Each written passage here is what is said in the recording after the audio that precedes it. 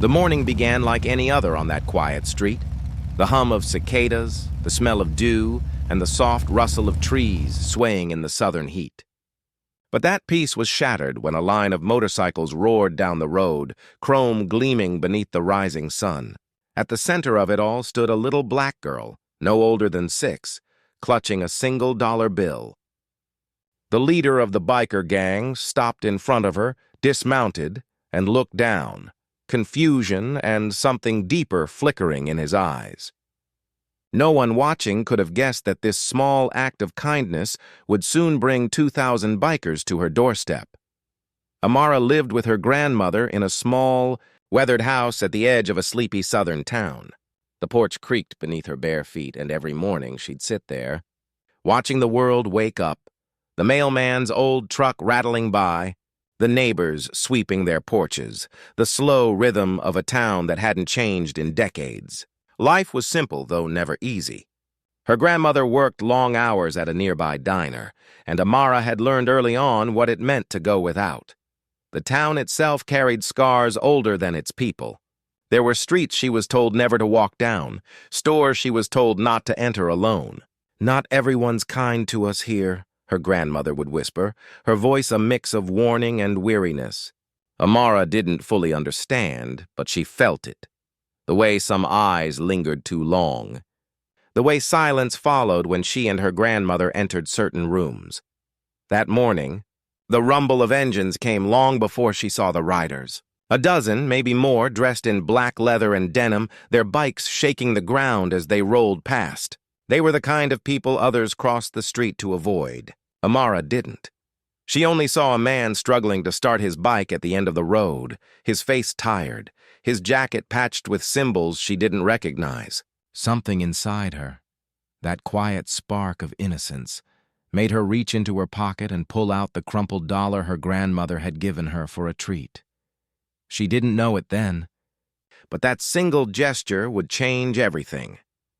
The man she helped that day was named Ray Bones Miller, a Hell's Angel who'd seen more highways than homes. His world was built on chrome, loyalty, and a silent understanding that people didn't trust men who looked like him. When his bike sputtered to a stop outside that quiet neighborhood, he expected cold stares, not compassion. Yet standing before him was a child, a black girl with wide, curious eyes, offering him a dollar bill as if it were the most natural thing in the world. He hesitated. No one had given him anything freely in years. But she just smiled, as if to say she didn't see a biker or a criminal or a stranger, only someone who looked like he needed help. That moment, as fleeting as it was, cracked something open in Ray's chest, a space he hadn't known still existed. As he roared away minutes later, the small town's whispers began. They came softly at first, through screen doors and diner booths, but by afternoon they had teeth. Why'd she give him money? What's her grandmother teaching her? The questions turned to judgments, and the judgments to warnings. People who'd smiled at Amara the day before now crossed the street when they saw her. Her grandmother, weary and afraid, told her to stay home for a while. Days passed. The incident faded from local gossip, or so they thought. What no one knew was that Ray hadn't forgotten the girl. He'd told the story at a biker rally hundreds of miles away, his voice unsteady as he described how a child, with nothing to her name, had given him more kindness than most adults ever had. The crowd listened, hardened men and women, scarred by life and loss, silenced by the purity of that act. And then, something unexpected began to happen. Messages spread through biker networks, social pages, and roadside bars. Word of the little girl who'd helped a Hell's Angel reached far beyond that small town. Some called it a miracle, others a reminder that even in a world divided by color, class, and fear, compassion still existed in the smallest hands. A week later, the sound of engines filled the air once more. But this time it wasn't a dozen bikes. It was hundreds, then thousands. The highway leading into town shimmered with chrome and sunlight as riders from across the country came together, bound by one child's simple kindness. Amara stood on her porch again, unaware of what was coming. her dollar replaced by a single question in her heart. Had she done something wrong or something right? The next morning began with a low, distant rumble that grew heavier by the minute. Windows trembled. Birds scattered from the trees. Amara stepped out onto the porch, squinting into the rising sun, and what she saw made her breath catch. The road, stretching beyond the hills, glistened with the reflection of sunlight bouncing off chrome. Motorcycles, hundreds, then thousands, rolled slowly toward her tiny house, their engines blending into a single, thunderous heartbeat. The townsfolk emerged from their homes, confused and afraid.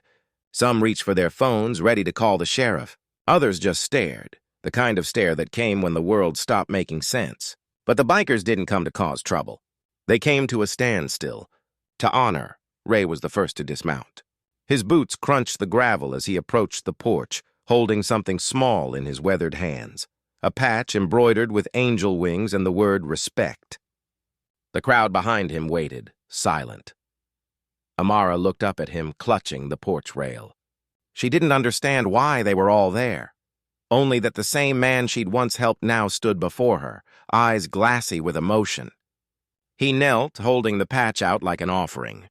"You gave when no one else would," he said quietly, his voice barely carried by the wind. The bikers behind him began placing small envelopes, letters, and toys at the edge of the porch. Gifts from strangers who'd traveled hundreds of miles to say thank you. Then, in a spontaneous motion, every biker started their engines at once. The roar that followed wasn't a sound of chaos. It was a sound of unity. The ground shook, the air vibrated, and every person in that town felt it in their chest.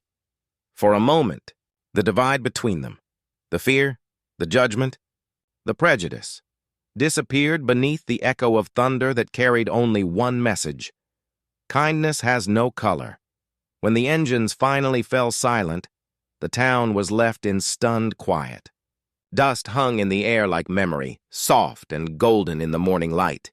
Amara stood still on that creaking porch, her tiny hands wrapped around the patch Ray had given her. She didn't know the meaning of Hell's Angel or why her simple act had called thousands of men and women from across the country. But she could feel something, a warmth in her chest, an understanding more profound than words. Her grandmother stepped out beside her, disbelief etched across her face.